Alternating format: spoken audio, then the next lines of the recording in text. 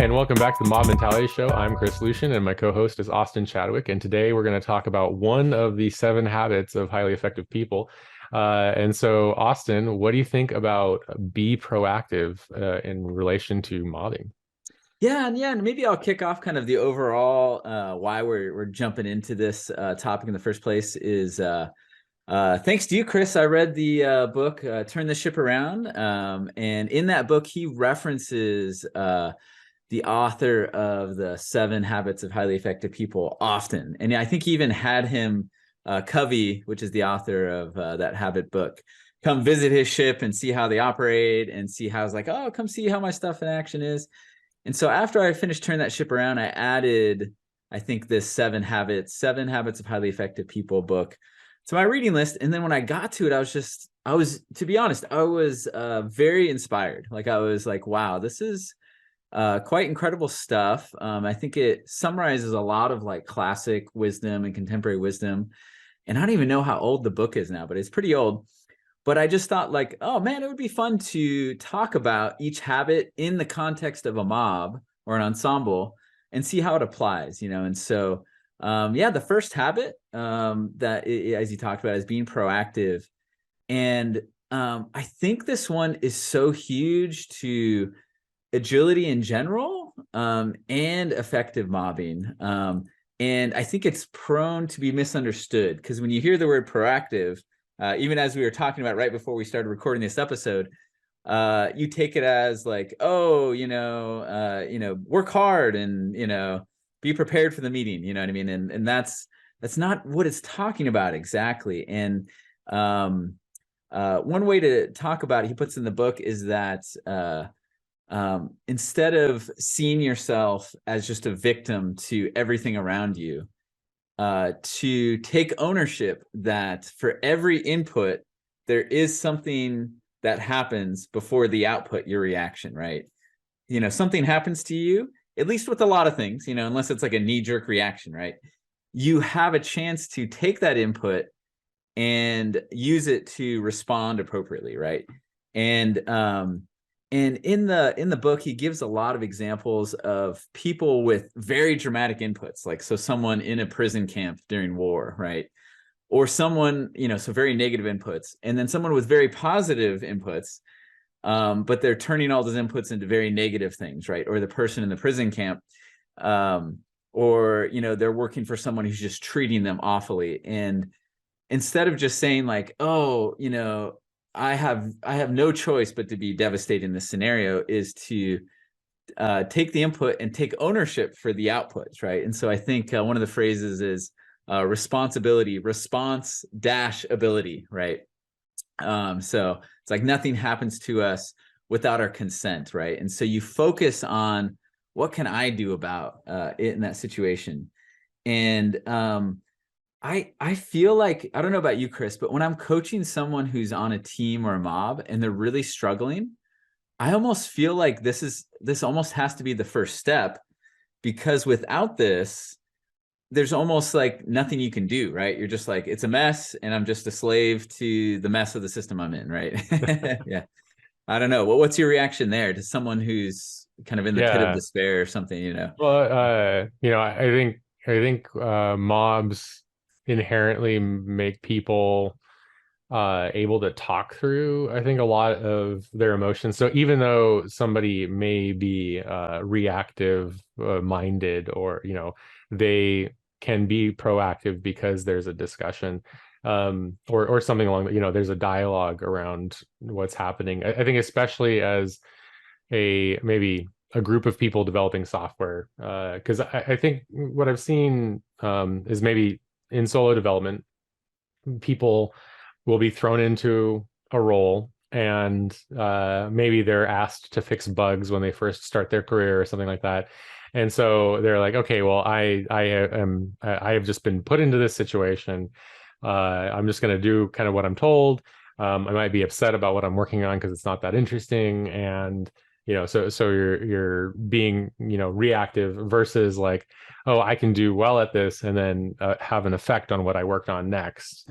And so that might be the proactive versus reactive. But I think if you fall into that same category and you have four people there and one person is proactive and three aren't in their mindsets, then you might have a natural shielding to this. Like, it's kind of a numbers game. That person is going to say, oh, well, there is something we can do about this. And, hey, let's try it. And people might just go along and they're like, oh, well, I was stuck with this person, so this is my lot in life. And so we'll just go ahead and do what they say. Yeah. And so the overall decision making of all of the people kind of working together may lead to a more proactive series of results. I think because also the reactive is going to be less likely to challenge the proactive in general.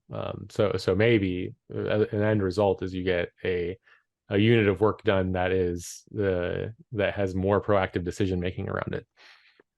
Yeah, absolutely, absolutely. And I think, it could just be, like you said, the fact that you're saying your thoughts out loud to others makes it easier to identify, right? So if you're experiencing something negative and you're experiencing it as a mob, and people are saying things that are more reactive, like that we're only passive in this situation, there's nothing we can do, that's just the way it is, you know what I mean? Like That's another team. Like that one has come up a lot of in very early mobbing for me. It was like, oh, that's another team. There's nothing that we can do for that.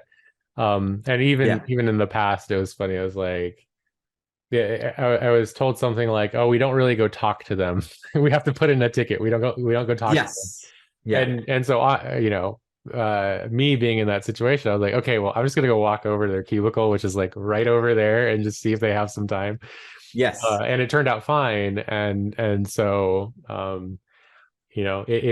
I think it's a little bit therapeutic in a sense that it starts getting people over that hill a little bit as well. Yeah, absolutely. Yeah. And you can help identify it in yourself. And then when you hear others saying it, you can turn it and flip it into be like, okay, but is there something we can do? Right. And I think that's part of the focus. I think it's an acknowledgement of reality. It's not like this blind leap that we can change things that we can't. Right. Yeah. But it's a change of focus. Right. I think no matter where you're at in life or in a mob or whatever, there's stuff you can actively change, and then there's stuff that you can't, right? There's stuff you can't change about it. And I think the habit that this is talking about is be aware of the stuff you can't change and the stuff you can, and focus on what you can change, right? And so some examples I've heard from early mobbing that we've kind of followed the example of is, okay, maybe there's this other dependency in the system and we can't change them right now. Like we can't like wave a magic wand and they're going to operate differently. But what can we do? Like you said, well, maybe we can go talk to them and maybe they'd be up for a different way of working. Or, it's written in stone that there's this ticketing system. Well, what can we do? Well, we can automate it so we never have to think about the ticketing system, right? And it just, every time we push, it'll write a ticket and close a ticket, or and so and I think there's something very therapeutic about, here's a problem and we're not just succumb to it, right? Like, what can we do as a mob to take ownership and move it a forward step in the right direction? And so, yeah, I think once I've seen, it's almost like the beginning of, I think retrospectives play a lot into this, but it's almost the beginning of like maybe the positive curve of the Satir change model is like, you're in this woe, right? Of like, Yeah. things are bad. But once you say like, well, we do have control over this, let's try that. And then once we see a positive effect, then they're like, let's try more of that. Oh, we just automated, a database error that happens every day. Oh, let's do more of that. Let's do more of that. And then your circle grows, right? And so I think, and I think why it's kind of the foundational habit for good mobbing is that it's almost part of that virtuous loop that you've talked about, right, Chris? Is that if there's no way to improve the system, Yeah. let me pull up one of the quotes I have from the book. It's stated a little extremely, but I think you can almost put it as, collectively as a team or something. But it's like, until a person can say deeply and honestly, I am what I am today because of the choices I made yesterday, the person cannot say, I choose otherwise, right? And so until we own that, like, hey, these silos exist because of previous choices, Yeah. you can't own the responsibility to change those, right? And so that once you need that what did you call it in the Virtuous Loop? It was like the I think you just called it retrospectives, right? Which is the ability to change the process. Yeah, yeah. It was so the idea being you would have rather than linear growth in skill or efficiency or whatever, you have kind of asymptotic growth where you reach the ceiling that you can never get past no matter how much investment, because you don't have an outside, in the case of the Virtuous Loop, it would be the learning sessions, outside systems impacting the retrospectives to then grow beyond the point that your ceiling was before, or experimentation. But Yeah, absolutely. So it's almost like if you come into a team or mob, maybe the first thing you need to, if they're awesome, they maybe don't need this, but if there's a lot of problems, is instilling the belief and ability that they can change things. yeah And showing them the things that they can change, and expanding that circle of influence. Yeah. You got any other thoughts on this one before we close it out? Well, also, I think you can even check this a little bit for a team if retrospectives are filled with maybe not really big action items, or cautious action items. Then often I think you might see like, oh, we got to change the type of soda in the refrigerator, rather than like the server's on fire right now and no one's talking about it, but they're talking about the lunchroom or something. It's that sort of thing where that might be a litmus test for this, is like, okay, are we just, do we actually feel like there is the ability to have a proactive focus, or react to things in a positive way, and be proactive in that sense. So Yeah, and actually, I really like that a lot. Yeah, that's like maybe a symptom to look for. And I guess there's one aspect to it that's maybe goes to the center, enter, turn thing. Is what I love about this is if you are entering a mob or a team and it feels chaotic, it gives a center of peace, I think, for me. Like I feel like why I found this so inspiring is you can imagine yourself going into the worst of the worst problems. mhm. But if you're like, hey, I'm one person on this team, and we've been talking about it collectively for a while, but even if you go like, just you yourself joining a team or mob, and you say, there are a lot of problems I'm observing. Let's say you're just swamped and you're seeing a bunch of problems, right? But acknowledging like, hey, I can't change all these things, influence everyone overnight. What can I do? And then you take action on that, even yourself personally in a mob. Like, hey, I Yeah. noticed 10 things are wrong. I'm going to bring up one of them in a retrospective, or bring up one idea, or, like bring up one thing that's within my realm of influence on this team or mob. And there's something that feels really good about it and peaceful Mhm. about it, even in the midst of all the problems, right? Yeah. Is that I think there's like a self-reinforcing loop on doing it yourself internally and seeing that influence grow even in the mob itself. Yeah. Well, I think so there's a big piece of like manual process around databases and database automation. And so rather Yeah, than, I saw it fail before, where it's like, everybody go do database automation, right? Just telling, yeah, telling everybody to do it. And then it's like, no one really knows how. And then things start falling apart, and then they get yeah, behind, and then they go do something else, versus one person hosting learning sessions yeah, week after week after week. And then all of a sudden the team just decides to do it because they all know how to do it already from all those learning sessions. And so it was just like, it was the proactivity was hosting those learning sessions week after week after week to solve the problem they noticed even way before that and couldn't solve it.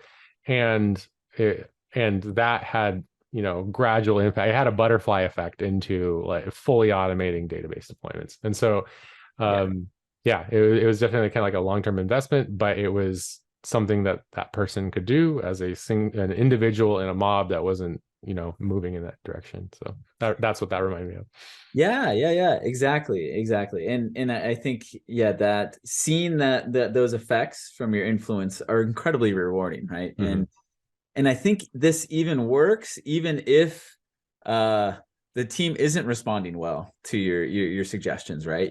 So that's part of the proactiveness is I try something, and even if the reception is bad, that's still an input that I can, process and respond well with, right? Like, well, I made the suggestion, did my best, and if the team doesn't want to move with it, that's okay. That's like the ownership of the team, right? Like, and I can own that, and their negative response doesn't make me a sad person. Like that doesn't dictate that I have to be sad now, and coaching be this very upsetting thing, Yeah. And so owning my responses to other people's responses, basically. Yeah. So Awesome. cool. All right. Well, for all of our listeners and viewers out there, please like and subscribe. And if you know anybody that maybe needs a little bit of more proactivity in their life, or needs to stop misusing the term if they've been misquoting it this whole time, then share this episode with them. And please comment in the comments on YouTube. We love hearing from you, and we'll see you all next time. Thank you very much, everybody. Bye. See you.